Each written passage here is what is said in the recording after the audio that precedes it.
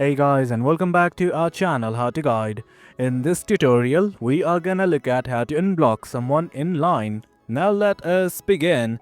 Initially what you guys have to do is simply go to settings. At the top right you can see a gear like icon right here. Click on it right now. Once you guys do that, you will be redirected to the settings page. Well, as you guys can see, there are lots and lots of options. But right now all you guys have to do is focus on this one thing called as Friends. It is under the General tab, just below Album. You can find it. Click on it right now. Once you do that, under the Manage Friends section, you can see the Hidden Account tab and the Blocked Account tab. Simply click on the second option. And guys, this is it. This is the person that I had previously blocked. Now let's look at how to unblock them. Simply click on the Edit button associated with the person. And that is it. Do note that you can simply delete it or unblock. Right now we want to unblock them, so I'm simply gonna click on unblock.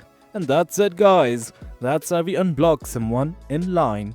The process is quite easy. Hope you guys found this video informative, and for more content like this, do remember to hit like, share and subscribe. Your support fuels us. Until next time, thank you.